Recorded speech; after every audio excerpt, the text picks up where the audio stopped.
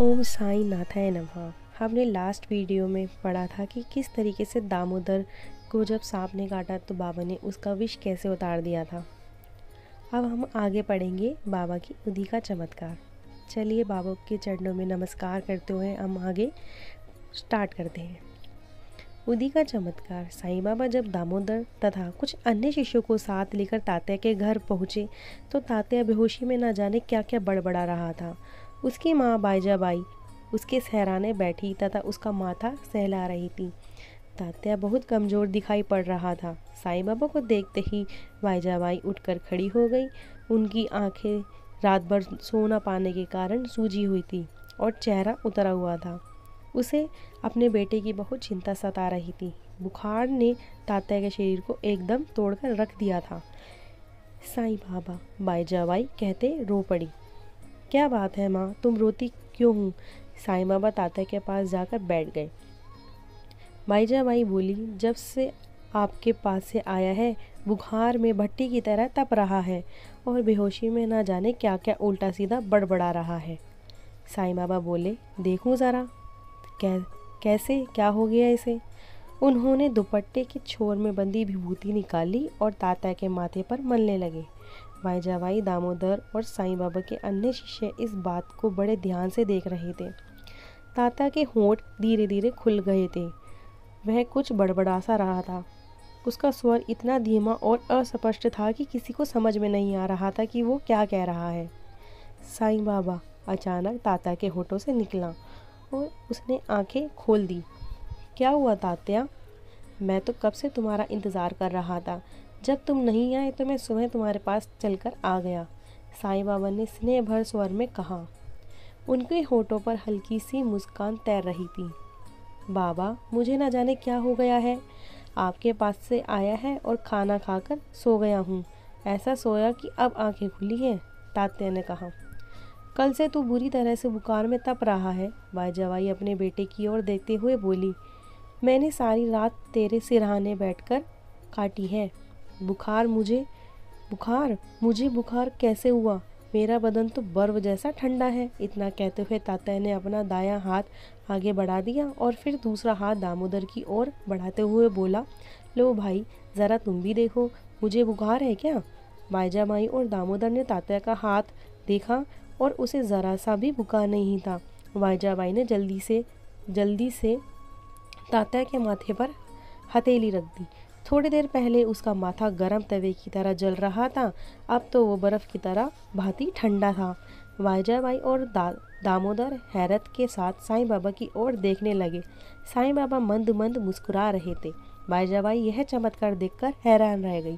तभी साईं बाबा अचानक बोले, माँ, मुझे बहुत भूख लगी है, रोटी नहीं खिलाओगी?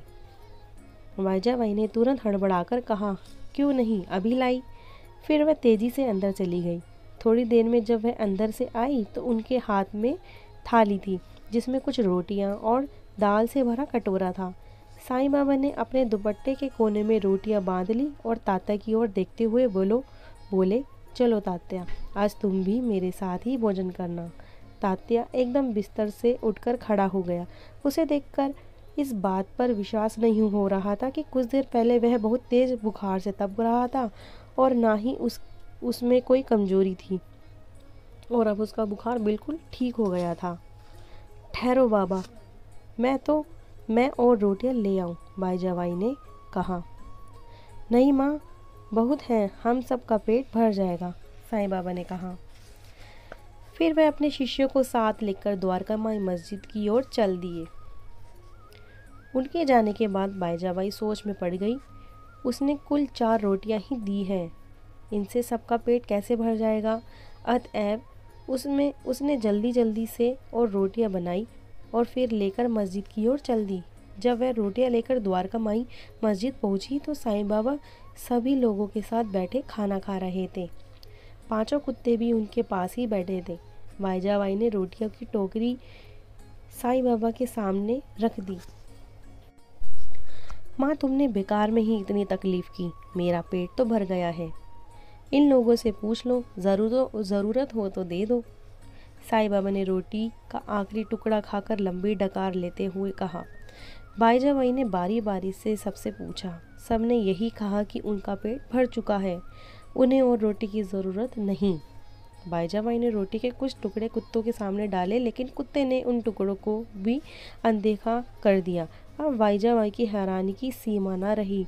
उसने साईं बाबा को कुल 4 रोटियां दी थी। उन 4 रोटियों में भला इतने आदमियों और कुत्तों का पेट कैसे भर गया? उसकी समझ में कुछ न आया। उसने साईं बाबा के चमत्कार के बारे में पता ना था। एक प्रकार से यह उनका एक और चमत्कार था जो वह प्रत्यक्ष देख और अनुभव कर रही थी।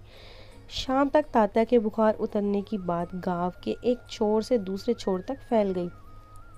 धुनी की भभूति माथे से लगाते ही तात्या का बुखार से आग जैसा जलता शरीर बर्फ जैसा ठंडा पड़ गया। एक व्यक्ति ने पंडित जी को बताया, अरे जा, ऐसा कैसे हो सकता है? बर्फ जैसा ठंडा पड़ गया बुखार से तपता शरीर। सुबह दामोदर खुद तात्या को देखकर आया था। उसका शरीर भट्टी की तरह दहक रहा था। वह तो पिछली रात से ही बुखार के मारे बेहोश पड़ा था। बेहोशी में न जाने क्या क्या उल्टे सीधा बड़बड़ा रहा था। इतना तेज बुखार और सन्नीपात चुटकी भर धुनी की राख से छूमंतर हो जाए तो फिर दुनिया ही ना बदल जाए। पंडित जी ने अविश्वास भरे स्वर में कहा। यह बात एकदम सच है पंडित जी, उस व्यक्ति ने कहा। और इससे भी ज़्यादा हैरानी की बात यह है पंडित जी। वह क्या? पंडित जी का दिल किसी अनिष्ट और आशंका से ज़ोर ज़ोर से धड़कने लगा। साईं बाबा ने तात्या के घर जाकर बाईजाबाई से खाने के लिए रोटियां मांगी। उसने कुल 4 रोटियां दी थी। उस समय साईं बाबा के साथ दामोदर और कई अन्य शिष्य भी थे। बाईजाबाई ने सोचा कि 4 रोटियों से इतने आदमियों का पेट कैसे भर सकता है। फिर साईं बाबा के साथ उनके कुत्ते भी थे खाने को। बाईजाबाई ने रोटियां बनाई और लेकर मस्जिद को गई। सबने यही कहा कि उनका पेट भर चुका है। बाईजाबाई ने एक रोटी तोड़कर कुत्तों के आगे भी डाली, लेकिन कुत्ते ने भी रोटी को सूंघा तक भी नहीं। अब आप ही बताइए, सब लोगों के हिस्से में मुश्किल से 1/4 रोटी आई होगी। एक आदमी 4-6 रोटी से कम नहीं खाता, फिर उसका एक टुकड़े में कैसे पेट भर गया? चमत्कार है ना? उस व्यक्ति ने शुरू से अंत तक सारी कहानी ज्यों की त्यों पंडित जी को सुना दी। उसकी बात सुन पंडित जी बुरी तरह से झल्लाकर बोले, बेकार की बकवास मत करो, यह सब कुछ झूठ है। तुम्हारा नाम दादू है ना? जैसा तुम्हारा नाम है वैसे ही तुम अक्ल भी है। मैं इनमें से किसी बात पर विश्वास करने के लिए तैयार नहीं। यह उन सब छोकरों की मनगढ़ंत कहानी है जो रात दिन गांजे के लालच में उसके साथ चिपटे रहते हैं। साईं बाबा खुद भी गांजे के दम पर दम लगाता है तथा गांव के सब छोकरों को अपने जैसा गंजेड़ी बनाकर रख देगा। पंडित जी की बात सुनकर दादू को बहुत तेज गुस्सा आया, लेकिन कुछ सोचकर वह चुप रह गया। उसकी पत्नी पिछले कई महीनों से बीमार थी। उसका इलाज पंडित जी कर रहे थे, पर कोई लाभ ना हो रहा था।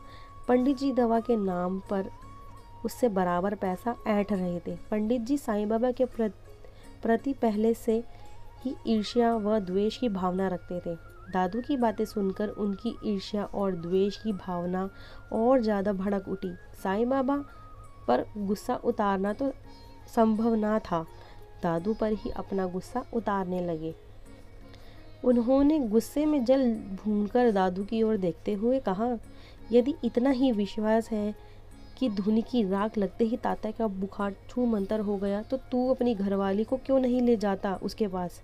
आज से ही तेरी घरवाली का इलाज वही करेगा। मैं आज से तेरी पत्नी का इलाज करना बंद कर देता हूँ। तू जा अपने ढोंगी साईं बाबा के पास और धुनी की सारी राख लाकर मल दे अपनी घरवाली के शरीर पर। बीवी में मुट्ठी भर हड्डियाँ बची हैं। धुनी की राख मलते ही बीमारी पल भर में छूमंतर हो जाएगी। जा, भाग जा यहाँ से। ऐसा मत कहिए पंडित जी, मैं गरीब आदमी हूँ, दादू ने हाथ जोड़ते हुए कहा पंडित जी से। पर पंडित जी का गुस्सा तो इस समय 7वें आसमान पर पहुँच जा चुका था। दादू ने बड़ी नम्रता से कहा, पंडित जी, मैं साईं बाबा की प्रशंसा कहाँ कर रहा था, मैंने तो केवल सुनी हुई बात ही आपको बतलाई है। चुप कर, आज से तेरी घरवाली का इलाज वही करेगा, पंडित जी ने क्रोध से दांत भींचते हुए दृढ़ स्वर में कहा। दादू पंडित जी का गुस्सा देखकर हैरान था। साईं बाबा के नाम पर इतनी जिद। पंडित जी पर दादू की प्रार्थना को कोई प्रभाव न पड़ा। बल्कि दादू पर पंडित जी का गुस्सा बढ़ता ही चला जा रहा था। दादू का हाथ पकड़कर एक ओर से झटका देते हुए कहा, मैं जात का ब्राह्मण एक बार जो कुछ कह देता हूँ वह अटल होती है। मैंने जो कुछ कह दिया सो कह दिया, अब उसे पत्थर की लकीर समझो। नहीं पंडित जी, ऐसा मत कहिए। यदि मेरी घरवाली को कुछ हो गया तो मैं जीते जी ही मर जाऊंगा। मेरी हालत पर तरस खाइए। मेहरबानी करके ऐसा मत कहिए, मैं बहुत गरीब आदमी हूँ। दादू ने गिड़गिड़ाकर हाथ जोड़ते हुए कहा।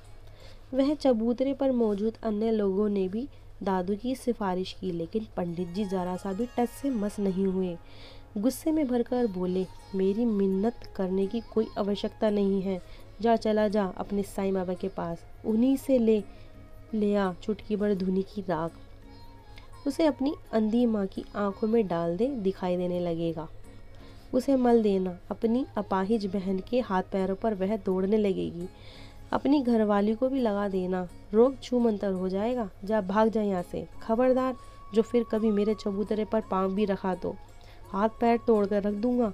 जिस बुरी तरह से पंडित जी ने दादू को लताड़ा था, उससे उसकी आंखों में आंसू भर आए। वह फूट फूट कर रोने लगा, लेकिन पंडित जी पर इसका जरा सा भी प्रभाव न पड़ा। हारकर दादू दुखी मन से अपने घर को लौट गया। तो यह था आज उदी का चमत्कार। अब हम अगले अध्याय में पढ़ेंगे कि किस तरीके से उदी का एक और नया चमत्कार हुआ। आज के लिए इतना ही। ओम साई राम, जय साई राम। आपका दिन शुभ और मंगलमय रहे।